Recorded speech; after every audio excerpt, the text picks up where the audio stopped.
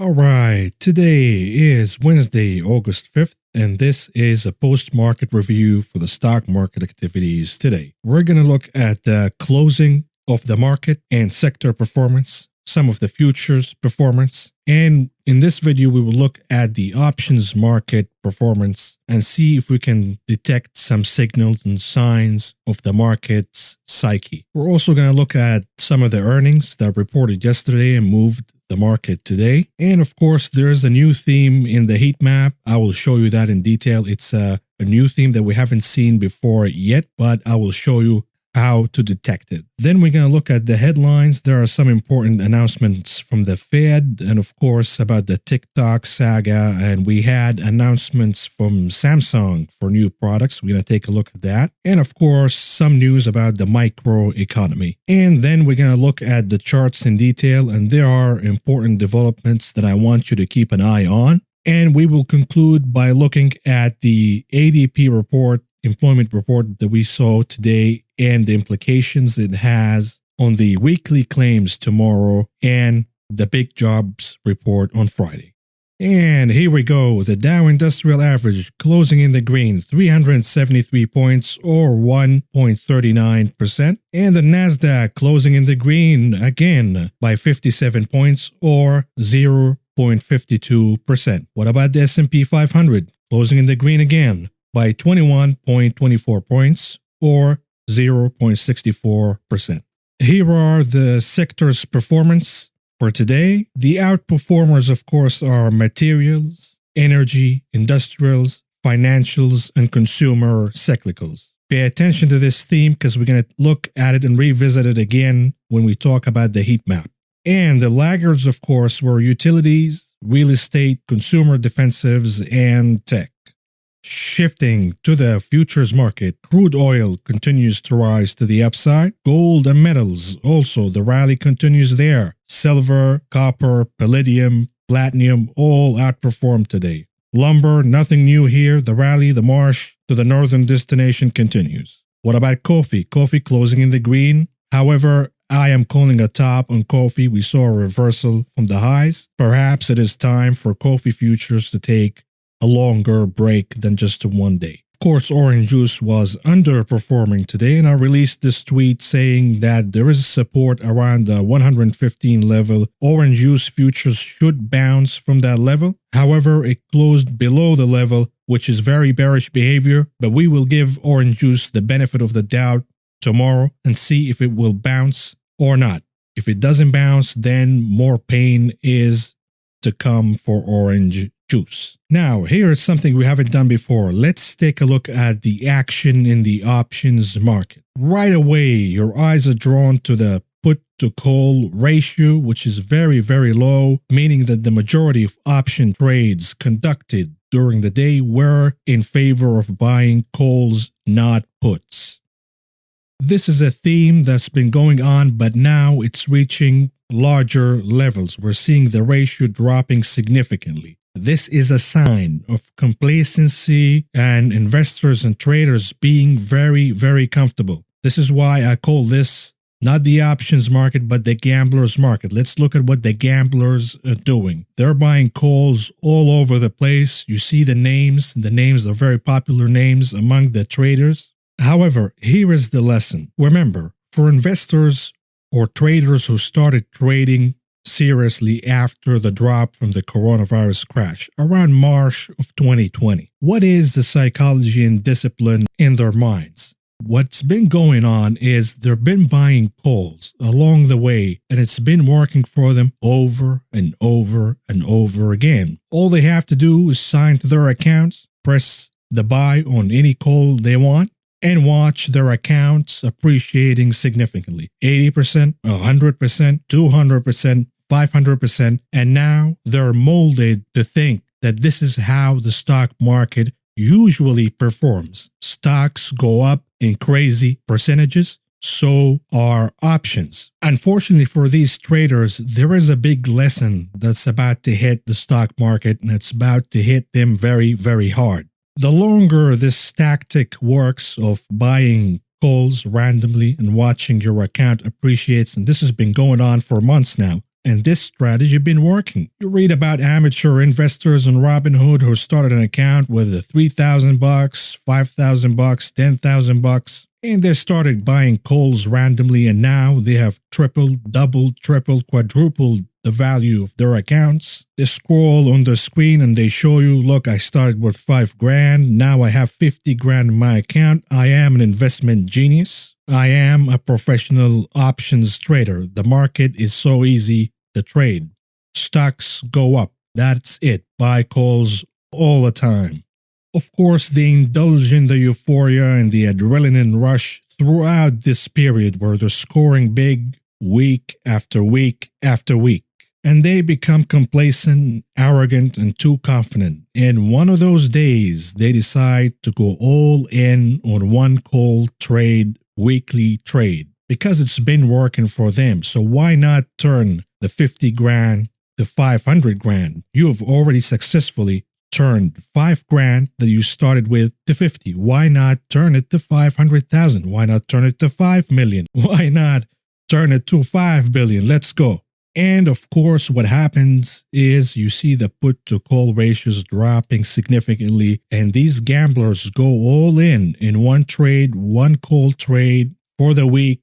It works Monday, Tuesday, perhaps Wednesday, and then Thursday, Friday. What do? They pull the rug significantly, crashing the stock market, and all these call options expire worthless. Now what happened? You had the adrenaline rush and the euphoria for 3-4 months, the journey where you look at your screen every day, you refresh it, you look at it with pride. Look at how much profits I made. You think about all the things that you could buy and make with the money. And now you look at your account, you went from 5,000 to 50,000 and now back to zero. You lost it all. You look around with sorrow, scrolling back to the heydays when your account was at 50 grand and more, thinking about all the things that you could have bought and you could have done with the money that now you cannot do because you have nothing. We have seen this movie before. This is the classic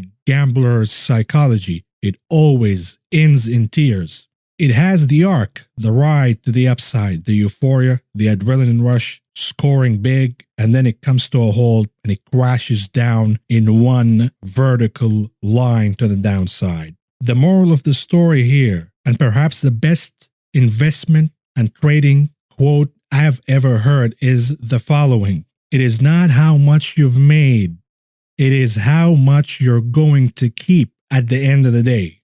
Again, it is not how much you made, it is how much you're going to keep when it's all over. We have seen this behavior. Unfortunately, people have very short-term memory. They tend to forget events that even happened a few months ago. We're not talking years back. We're talking a few months ago. February 2020. Do this exercise when the market was rallying day after day after day before the crash. Go to YouTube and watch what YouTubers were saying about the market. Watch what CNBC was saying about the market. Review the psychology that was in the market back then. It was extreme euphoria. It was the wall of worry, climbing the wall of worry. It doesn't matter what's going on around the world. Stocks go up and up and up every day, and that worked for a little while, and we know what happened next. We are currently at the same point of the cycle again. It is very easy to come out and say, buy the market, the Fed has our back. Here are some names that we're looking and celebrating every day, making trades and calling the market up and up every day. It will get you more views, it will make you more popular for now, but I'd rather be wrong in the short term and right in the long term. There's a micro party going on in the market right now, but there's a larger macro cloud that is surrounding the market. You need to keep your eyes on the big picture always. Let's segue now to earnings. We had some important earnings yesterday. Notably, let's talk about Activision. Activision reported decent earnings. They were good. They were not bad at all. However, the stock, of course, was trading at almost all-time high, so you saw Activision pulling back a little bit today. Likewise, Twilio reported a blockbuster earnings report, increases in revenue, bottom line, top line, year over year, quarter over quarter. Yet the stock traded down today, and it's for the same reason. The valuation is a little too high. The stock needs to take a break and adjust. We've also seen a report from Paycom. Paycom reported modest earnings that were not impressive at all, yet the stock rallied today. It was down initially after hours yesterday, but it rallied today. And the argument here, of course, is Paycom year to date really underperformed the rest of the cloud and software names. It didn't rally that much. It wasn't overvalued by the same magnitude and degree that other cloud and software names are trading at. We also had another decent report from Beyond Meat, but this is again a case of the valuation and the current stock price, pricing, the story, and then some. Beyond Meat traded down today, even though their numbers were not bad at all. They're growing on almost all categories. And the categories that they lagged in, they compensated with other rising categories. But of course, the most important report from yesterday is Disney. Disney big today, about 10%, at least at the highs of the day was over 10%. I told you during my earnings week preview video that parks will be a big bomb, a disappointment, so will pictures, aka theater and releases, and we will see weakening in the broadcasting networks as well. But the most important number here is Disney Plus and the direct-to-consumer category. The growth for the direct-to-consumer category year over year slowed down significantly from last quarter. It was over 300% last quarter, year over year, and now it's slowed down to only 2% year over year. But I told you the parameter is Disney Plus paying subscriptions number. Did they increase the subscribers or not? I gave you the threshold of 40 million or so. If they report a number above 40 million, that would be very positive for the stock. What do you know? They reported a number of about 60 million subscribers. So they are now doubling their subscribers numbers quarter over quarter. That is very positive. There's no two ways to look at it. The revenues will come later. Once you've adapted the platform, the Disney Plus, they can always raise prices once they increase the offering and the contents on the platform. But perhaps the most important development here is the announcement of the release of Mulan on Disney Plus. This movie was supposed to be released in theaters, but due to the current conditions of COVID, of course, they've decided to release it directly on Disney Plus as a pay-per-view product. Now, in my opinion, this is what caused the rocket fuel to the upside in Disney shares. Because here you are, instead of sharing revenues with theaters and distributors, you're releasing your content efficiently and effectively direct to consumers right away, and you're charging $30 for it. This is double the average ticket price in a theater. And as consumers, of course, upgraded their TVs and their sound systems, the theater is already at home. All you have to do is click the buttons on your remote and you can watch the movie from the comfort of your home. Of course, the popcorn is on your own. You do that on your own. Nobody's going to give you popcorn. You have to do it by yourself and pay $30. And this is the catch. The pricing, $30. A lot of people would do that and they will buy and watch pay-per-view their favorite movies when they get released. This is the shift that Netflix, a lot of analysts were calling Netflix to do. Pay per view, pay per stream. Netflix refused to do that. Disney sees the big picture. This avenue of pay per stream for new releases, $30 a pop, will be a revenue beast. You will see gigantic numbers of revenue from Disney from that avenue alone. Very, very important development. Of course, I have an options trade on Disney. It's a bullish trade. We bought the call for the 120 and we did a calendar call. The problem here, of course, is Disney shares rocketed beyond the call or the strike price for the call. Now you're obligated to close the call. You could close both of them and you're going to pocket some profits, but there will be very small profits. So here is what I would do, at least in my trade. I will let the shorter leg go all the way to Friday. Maybe Disney will give up a little bit. The shares will be down 2 to 3% tomorrow. And I would have to spend less money to close that shorter leg in Disney. But I do plan on letting the longer leg expiring next week to ride on till the end of next week.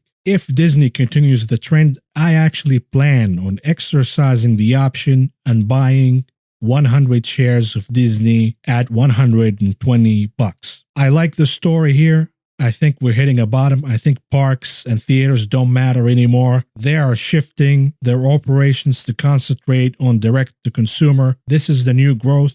This is the highest margin business. And Disney is now following the right strategy for significant growth if the strategy is executed successfully. So I am bullish on Disney. And of course, today we had different earnings. We had earnings from CVS, the pharmacy, and the Outlook. The earning report for CVS was modest at best. It wasn't very impressive, but it wasn't bad at all. It was just modest, in line. However, they're upgrading their outlook and they're now revising the outlook upward. So you've seen CVS giving about 1% or 2% today, but expect the shares to recover in the days to come. What about Novavax? Novavax did not report earnings, but they reported the trial results for their vaccine, their upcoming vaccine, that was funded, by the way, by taxpayer money in the Operation Warp Speed. We have seen wild moves in Novavax. It was down over 30% yesterday after the bell, and then it recovered,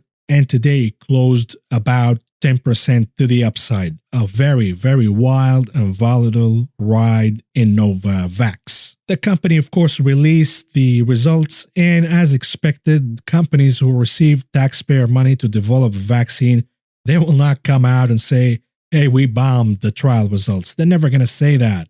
They will say where the trial was successful, the patients or the volunteers developed antibodies for minimal side effects, no fevers, no hospitalization. Of course, they will do that. We, however, should not take their word for it. We have to look at the results. We need to have independent scientists and peer reviewers looking at these results and giving the taxpayer the conclusion and the reality of the picture. Of course, here's another sign of the mania. The analysts now are saying that the Novavax vaccine is the most promising. Remember, these are analysts. These are financial analysts who barely get the price target right, are now saying they're not doctors, and they're saying that the Novavax vaccine is the most promising.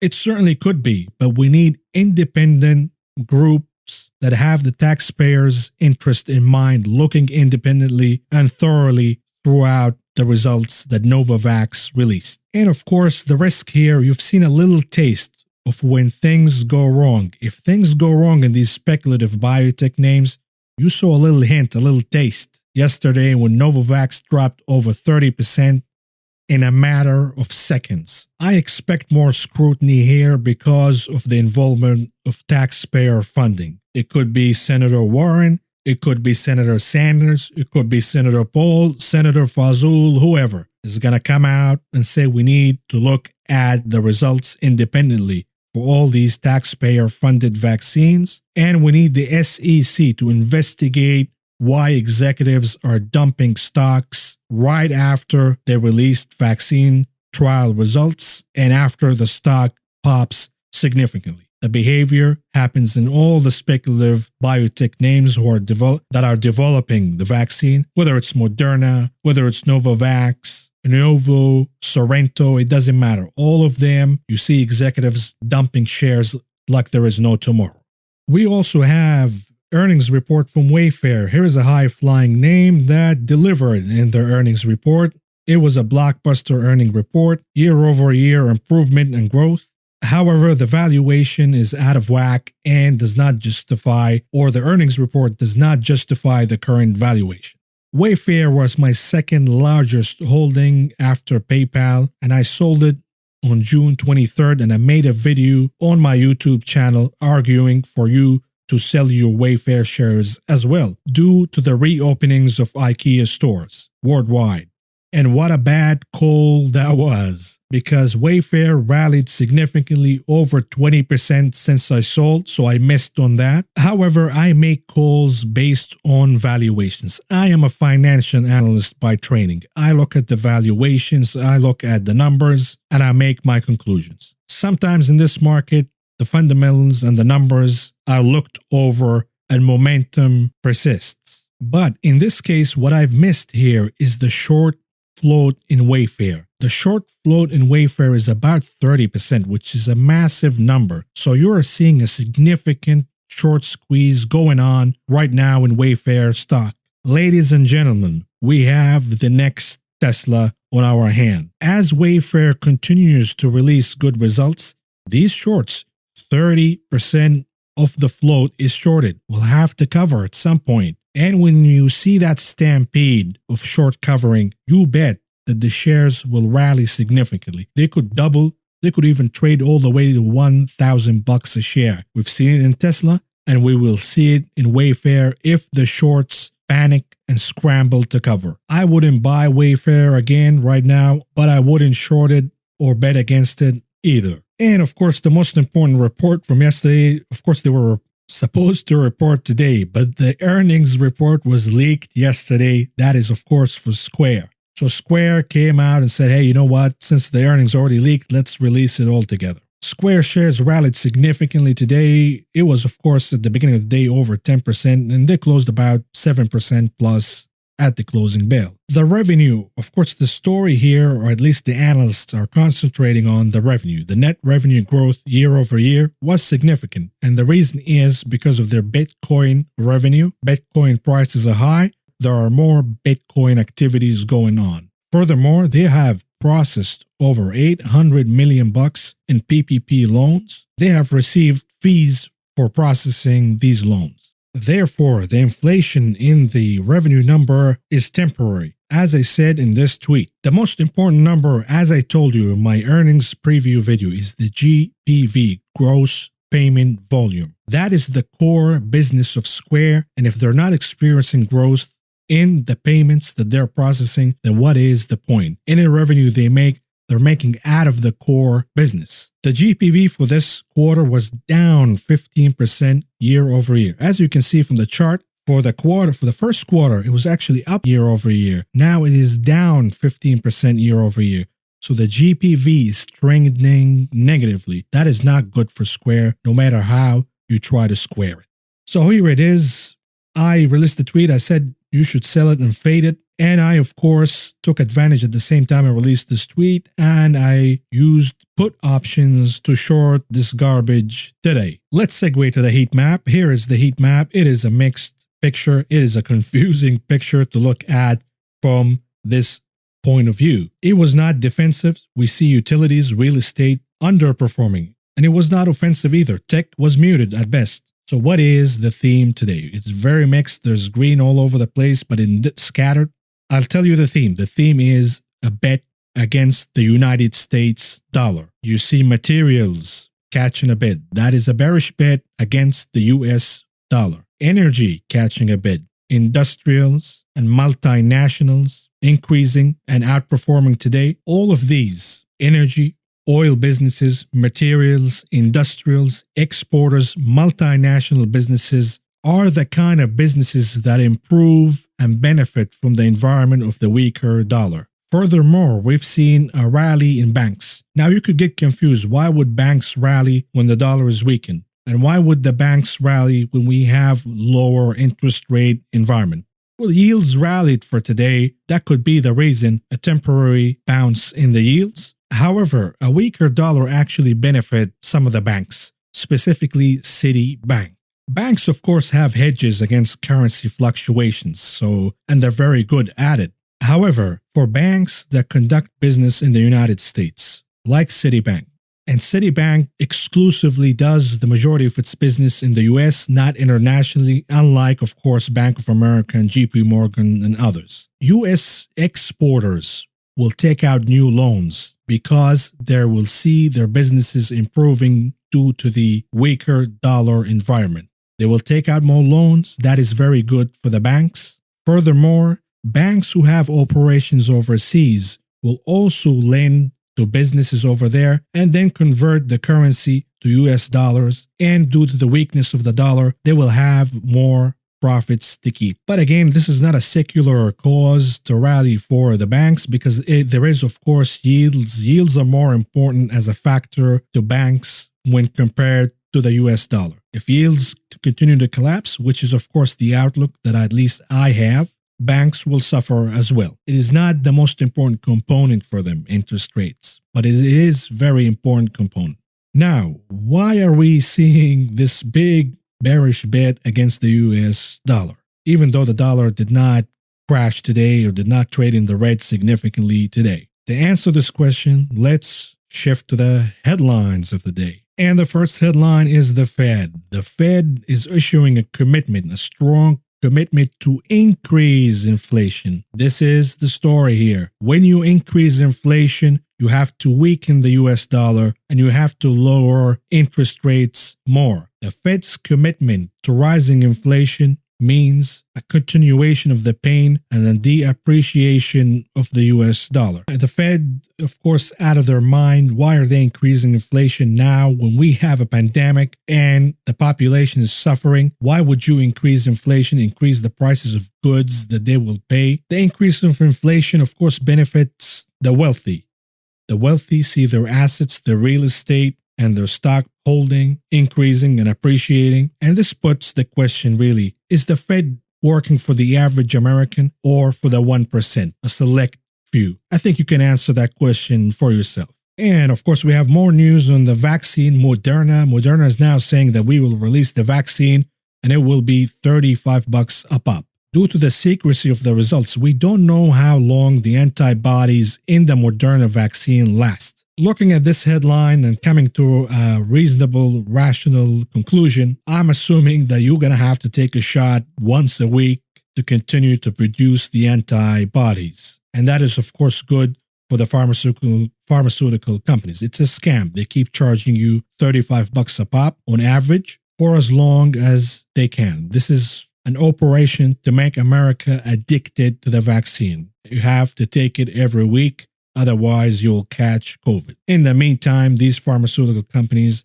and biotech companies continue to profit off that, even though the vaccine was funded by taxpayers' money. What about the TikTok saga? Oh, what a saga that is. Microsoft, of course, they lost. Nadella lost his mind. The executives lost their mind. They're not rational anymore. They're going to shell over $30 billion to acquire TikTok. This is a massive mistake, of course, specifically when you read the news that Facebook is now imitating TikTok. They released new features in Instagram, imitating all the features that made TikTok unique. So why is Microsoft shelling $30 billion to buy TikTok? There's something more here. I'm not a conspiracy theory kind of guy, but there is something more of the insistence that Microsoft wants to buy TikTok at any price. There's a catch. We don't know about it yet. We also had product announcements from Samsung. Samsung announced the new Note series, the Note 20, and I looked at the Note 20 Ultra. I was interested to buy this phone. I was waiting for the release. It is a $1,200 phone after all, and honestly, it is not impressive whatsoever. It looks ugly, and it looks no different than the previous phone, the Note 10.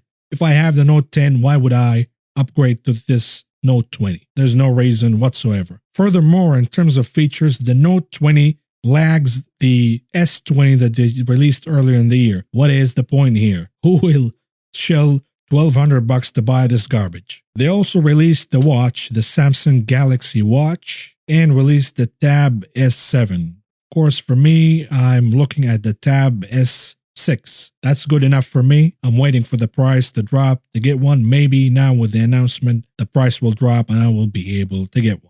Again, the features are not impressive at all. The upgrade is very minimal. So what is the point of all these announcements, especially when the consumer is very weakened? The same question, of course, goes to Apple when they release their new phone. We have more headlines on cruises. Cruises, more pain. Cruises can't catch a break. Every time they catch a break, they get a smack in the mouth. Cruises now voluntarily will shut down all the way till October 31st, beyond the CDC guideline recommendation. So on Halloween, you can finally hop on a cruise and have a party, a Halloween party on a cruise. I assure you that the Grim Reaper would be among the attendees. And of course, this is being done because of a third cruise reporting coronavirus among the staff and travelers. This is a disaster.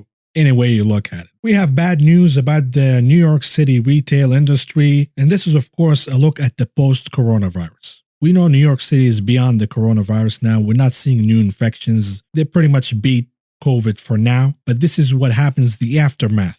The V-shaped recovery doesn't happen because all the retailers now are beyond on their rent and they can't pay it anymore. So they're just going to declare bankruptcy and not open again. They cannot pay their dues. They cannot continue to operate in a slowing customer purchasing environment. This, of course, will be repeated in many cities across America, so the retail apocalypse is real and it will continue to happen. Here we have an update on the bizarre and very tragic incident that happened yesterday in Lebanon, the explosion that happened in Lebanon. Absolutely stunning, insane, and tragic in any way you look at it. This is a country that was on its knees already. People are hungry and starving, and now they get hit with this mini nuclear bomb, and it is indeed a mini nuclear bomb. Now they're saying the explosion was equivalent of 3 kilotons of TNT, or 20% of the power of the bomb that hit Hiroshima and destroyed it completely. This is just insane and tragic. And why would the government, by the way, a very incompetent government and corrupt government, store a mini nuclear bomb in the middle of the city? And lastly, the last headline we have, of course, the historian who predicted the US elections accurately since the year of '84 issued a new prediction that Joe Biden will be the next president of the United States and Donald Trump will be a one-term president. What are the implications of this prediction on the stock market and the economy? Pretty much nothing. Taxes will increase either way because we racked a lot of debt. So whether it's Trump or Biden, they will increase taxes either way. And of course, their Fed policy will remain the same. More liquidity, more tsunami on flooding the market with liquidity. Now, let's segue to the charts analysis. Today we will look at the SPY in details. We looked at the Qs yesterday. Today we'll look at the SPY. Here is the daily chart of the SPY. An important development. I told you, anytime you fight a resistance line and you finally break above it, it acts as support. There's another stage of that. It's called the departure from the line, the departure from the now support, previously resistance line. And when that departure happens, it is very, very rapid, and you see erratic movements to the upside significantly. We have seen that in case number 1. Here it is, October 19th. The resistance line becomes support, and once we had the headlines of the phase 1 trade deal, you see it right in front of you. The stock market rocketed and rallied significantly after the departure from the line. Case number 2 in February 2020, this year, the resistance line right in front of you becomes support line, and when the departure happened, it is erratic and it is significant movement to the upside on very low volume, yet significant moves to the upside. And of course, today the case that we have in August of 2020 is no different. A resistance line, a very significant resistance line, finally the breakage above it, and it acts a very decent support. And what do you know? The departure from it again acts as rocket fuel for the market. What is the next destination here for the SPY? The resistance line was beaten and the bulls won, bears 0. A victory, a very decisive victory to the bulls for now. The next battle would happen in the gap that I'm pointing at right now. This is the gap the old traders and all the bulls setting their eyes on. We have to close that gap from the crash in February. The battle, of course, that the bulls will be able to reach that gap, but there is a catch from the bear side. You always have to defy the expectations. The expectations now, pretty much everybody, bulls, bears, are saying we're going to reach the gap, we're going to go to all times high. The surprise is that you come very close to the gap, but you don't close it and you reverse from there. That is very bearish behavior, and in most times technically acts as a reversal in the stock market. So keep your eye on that if it happens. Let's move to the VIX now. I have a clarification. The VIX, of course, closed in the red today, but it's still muted, still having this action of very little tiny movements. And of course, those movements, the small movements, the muted action in the VIX, the clarification is here. People ask me, whoa, you said that you bought the VIX, but you don't recommend buying options on it because of the time sensitivity, because you don't know when the VIX will pop. So you don't want to time it. You want to buy the VIX You don't want to buy options on it. But yesterday you said that the VIX is low or muted, so take advantage and buy options, calls and puts. What I'm saying is you buy options on other names, not on the VIX. Remember, the VIX is a volatility index. It is determined by the action of buying puts in the options market, specifically on the SPY. That is what determines the price of the VIX. But the VIX also, the mechanism of the VIX works as it also determines the implied volatility in option premiums. The more muted the VIX is, the lower the implied volatility, thus the lower option premiums will be. However, when we see big movement in the VIX up or down, but specifically up, the implied volatility increases and you see the premiums on options increasing significantly. This is why I'm saying if you have any name, Company X, you like Company X, this is the time to buy your calls in Company X because the calls are very cheap. The option prices are very cheap. You are bearish on Company Y. This is the time to buy puts on that company because these puts will appreciate significantly and will be too expensive to buy if the VIX pops. So I hope that that's clear. I'm not buying options on the VIX. I'm buying options on other independent stocks. Now, let's take a look at the futures market, the ES mini futures that tracks the S&P 500. I'm showing you this chart because there are important developments here. Remember, I told you there are two cases in the consolidation box that we are currently in. That consolidation box expands as we go day by day. The first case was from October 2019. That is the bullish case. And the second case was of February 2020. That is the bearish case. Here is a twist. Are you ready for it? Of course, the market rallied today and throughout the week. However, I am taking the bull case out of the picture. Why am I doing that? Am I insane? No, I am not. The look that we are having in the current consolidation box is now similar and pretty much a copycat of the bearish box from February 2020. Notice the trend here. You have a breakage from the trend in February 2020. Here is the breakage of the trend in this current leg. Then you see the double bottom. Here's the double bottom. Here is the double bottom. And then you see the departure from the resistance line. Here is the departure from the resistance line. Here is the departure from the resistance line. And it leads you to the la-la land rally where everybody feels safe, where bears and shorts feel absolutely stupid, and everybody hops in buying the market. It happens during low volume. Here is the low volume from February. Here is the low volume in August. And what do you know? At the end of the box, there is the surprise and the break.